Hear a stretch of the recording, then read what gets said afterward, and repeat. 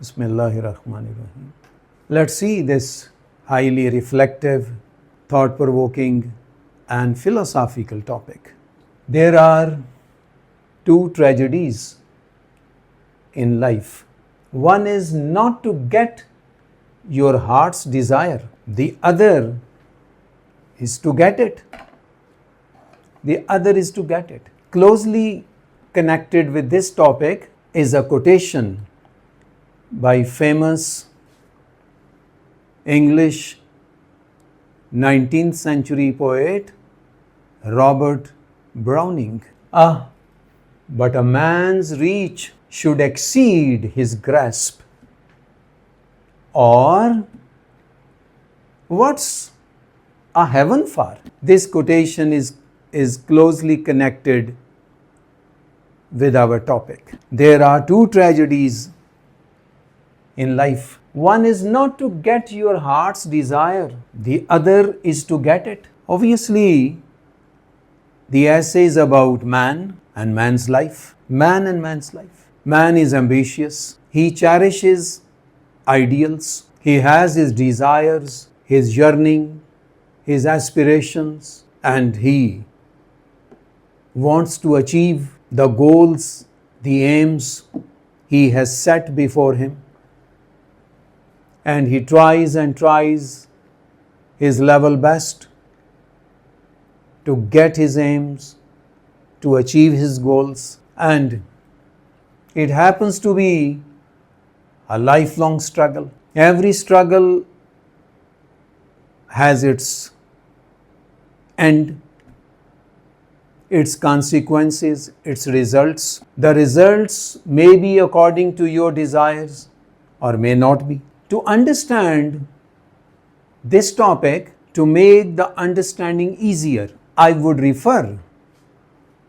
discuss a very famous poem by famous English 19th century Victorian poet Robert Browning. He wrote a number of poems. One of his most famous poems is Andrea del Sarto, the name of a painter. I am not going into details, just a brief sketch to make the understanding of our topic easier. Now, Andrea del Sarto is a very famous painter of Italy. He was actually a very famous 16th century Italian painter, famous for his masterpiece paintings. Now we have two types of artists: those who believe in inspiration and those who call art as the outcome of a conscious and a deliberate effort. Andrea del Sarto believed in an inspiration. He believed in the enlightened mood. It is only once the enlightened mood is switched on, the artist creates something great. No inspiration, no enlightened mood, no creation, no art. This was Andrea's problem. And the source of Andrea's inspiration was his beloved Lucrezia. She was a beauty, famous for her beauty. Andrea was in love with Lucrezia and they had an affair. And Lucrezia would visit Andrea's art gallery on daily basis. She would sit before Andrea.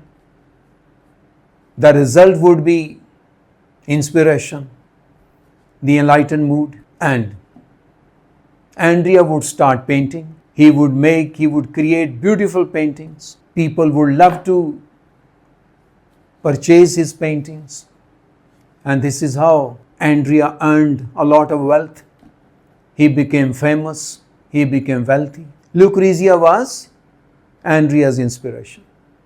As long as she would sit in Andrea's art gallery, Andrea would be excited. He would feel inside him a hi-fi enlightened mood. and in that state of inspiration he would create. Now Andrea was so deeply involved, so much in love with Lucrezia, that it was the sweeping passion of his mind to marry Lucrezia.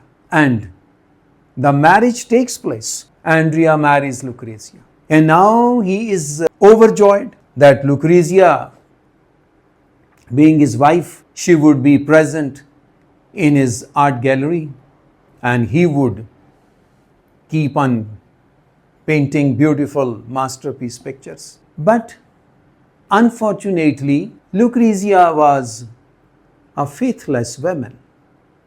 She was a faithless woman.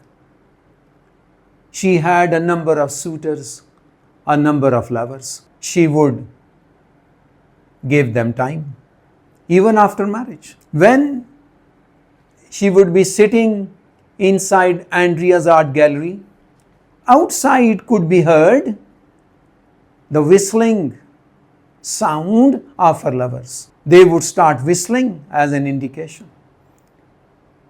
And Lucrezia, after sitting in the art gallery for some time, she would leave art gallery, she would leave Andrea. And the moment she would leave, all inspiration is over and Andrea won't be able to create anymore. Now the result is a depression, frustration on Andrea's part, and gradually all inspiration is over, and then he is unable to paint anymore. The result, a conflicting mind, tug of war inside Andrea. And in moments of great depression, he utters these lines. But a man's reach should exceed his grasp. But a man's reach should exceed his grasp, or what's a heaven for?